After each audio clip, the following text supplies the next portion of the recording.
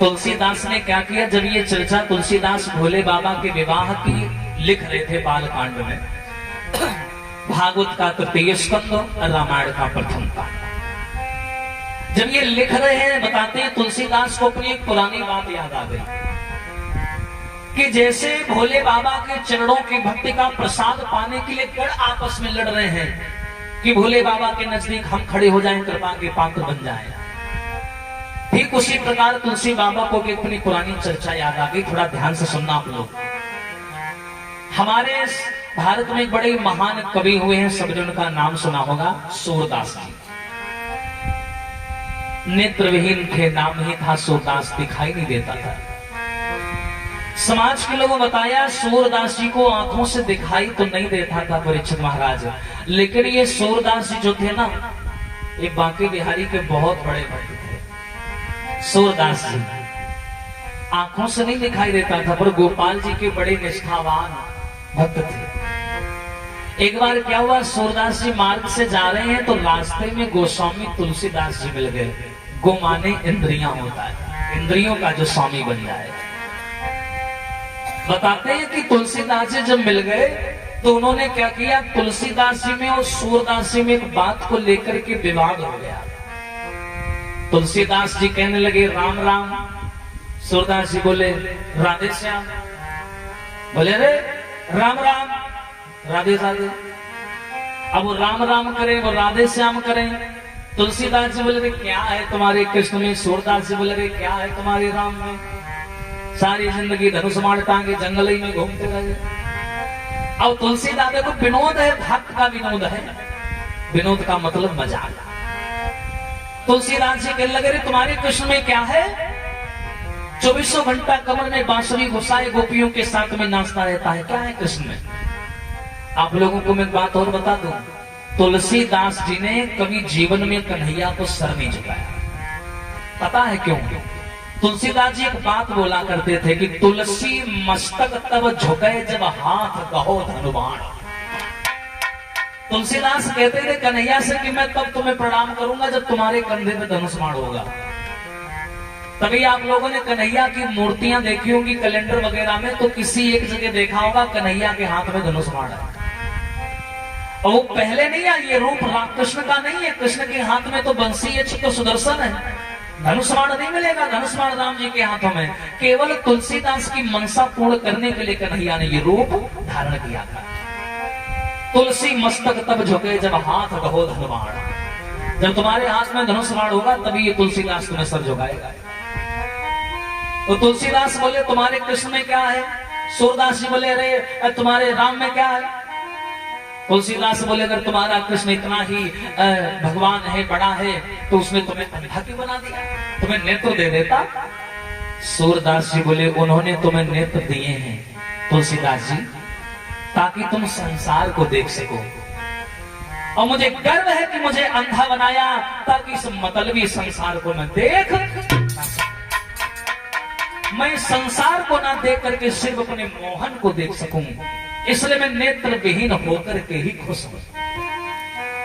दुख तो तब होता जब मैं नेत्र ना होने के बाद दुखी होता, मैं तो बड़ा प्रसन्न हूं। तुलसीदास बोले हाँ बातें कितनी भी करो पर मैं कन्हैया को नहीं मानूंगा। सूरदास जी बोले ना मानो लेकिन मेरा श्याम बड़ा है। हाँ तुलसीदास जी बोले ऐसा करो, काम करो, ना घोड़ा दूर ना मैदान दूर, फैसला हो जाए। बोले हो जाए। बोले काम करो परीक्षा हो जाए। बोले क्या? बोले पेड़ में एक तराजू टांगो, तराजू, उसमें 2 पलड़ा होंगे, एक पलड़ा में तुम कन्हैया की मूर्ति लेके बैठना और एक में हम अपने राम की मूर्ति लेके बैठेंगे, और जिसका पलड़ा नीचे रह जाए वही विजय, और वही सर्वोच्च ऊंचा माना जाएगा। सूरदास जी बोले तुलसीदास जी क्यों बेइज्जती करवाओगे अपनी, और वजन के मामले में कन्हैया हमारा नंबर 1 पे है, गोवर्धन जैसा पर्वत उठा लिया था। तुलसीदास बोले पहले आने तो दो मैदान में। एक तराजू बंधवाया गया, तराजू जैसी बंधवाने के बाद में तुलसीदास जी अपने राम जी की मूर्ति ले आए और सूरदास जी अपने लड्डू गोपाल जी को हाथ में पकड़े ले आए। और लाए और 2 तराजू जो चले हैं भैया, उनमें 2 पलड़ा है, तराजू टंगा है पेड़ में। एक तरफ सूरदास बैठ गए, एक तरफ तुलसीदास। बड़ी भीड़ लगी है वहां पर देखने वाले। अच्छा, जब तुलसीदास जी तराजू में बैठे तो तुलसीदास जी ने जयकारा लगा, जय सीताराम, और बैठ गए तराजू में। सूरदास जी भी आए, सूरदास जी भी बैठे और सूरदास जी ने भी तेजी से जयकारा लगाया, जय गोपाल की।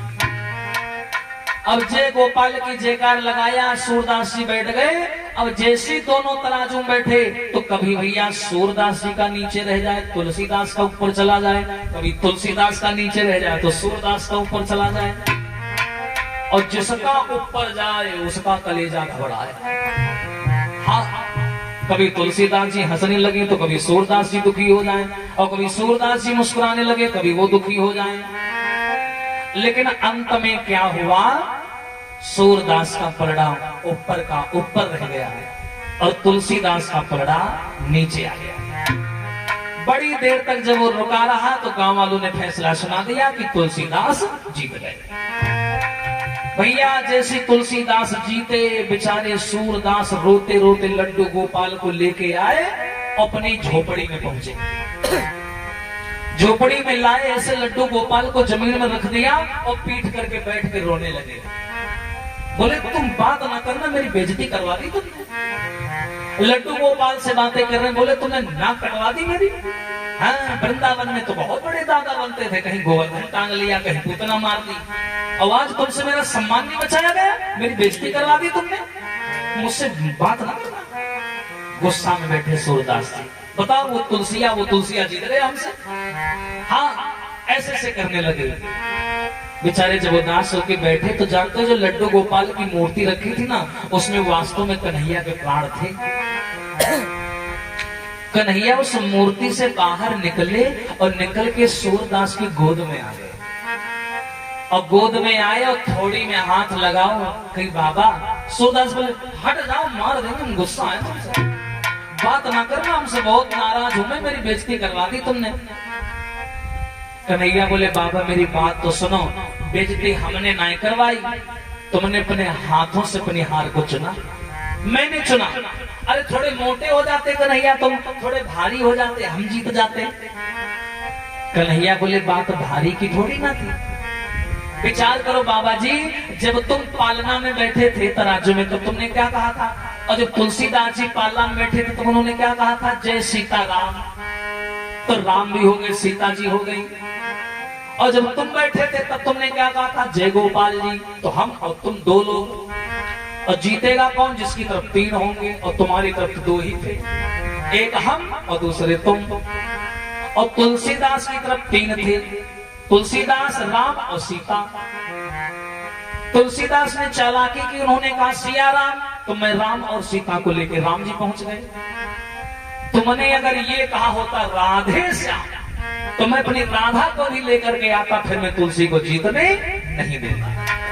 हाँ, तब जीतने नहीं देता। तुमने अकेले जय गोपाल की कही तो हम ठन गोपाल जैसे बैठे ना। और तुम अगर कहते राधे श्याम तो हम आते अपने फैमिली को लेके, और तुम अगर दामा मनसुखा को याद कर लेते तो जब को धैर्य लाते। और अब देखो तुलसी ने चालाकी करी, एकदम से सूरदास बोले हाँ अब कन्हैया तुमने सही बात बताई, ये तो मैंने सोचा ही नहीं कि तुलसी चालाकी कर गया। अच्छा रुको रुको अभी रुको, तुरंत लड्डू गोपाल को उठाया और सूरदास जी लाके टेकते टेकते तुलसी की कुटिया पहुंच गए। तुरंत आवाज लगाई, ए तुलसी बाहर आ। तुलसी जी हंसते हुए निकले, क्या हुआ बाबा जी, हार का जख्म अभी भरा नहीं। कैसी हार, अरे मैं हारा थोड़ी ना हूं। एक काम करो, क्या न्याय दोबारा फिर से होगा, दोबारा फिर परीक्षा होगी, दोबारा फिर तराजू में दबाओ, अब की बार हम फिर बैठेंगे, फैसला अब की बार होगा। वो पहली बार गड़बड़ हो गई थी थोड़ी। तुलसीदास जी जान गए। तुलसीदास जी मुस्कुरा करके बोले, सूरदास जी तुमको जिसने भड़का के भेजा है मैं उसे अच्छे से जानता हूं। किसने भेजा है, किसने भेजा है, वो तुम्हारी पोटली में पड़ा होगा, ठन ठन गोपाल। उसी ने तुमको भड़का के भेजा है ना, वो क्यों भड़काएगा? हम अपनी मर्जी से आए हैं, दोबारा फैसला होगा, दोबारा हम तराजू में बैठेंगे। एकदम से तुलसीदास मुस्कुरा कर बोले, बाबा मैं तो विनोद कर रहा था, मैं तो मजाक कर रहा था, और वास्तविक में देखा जाए दोनों में छोटा कोई नहीं, दोनों समान हैं, जग में सुंदर हैं दो नाम, चाहे कृष्ण कहो या राम। इन दोनों में कोई बड़ा नहीं कोई छोटा नहीं, दोनों एक ही अंश के अवतारी हैं बाबा।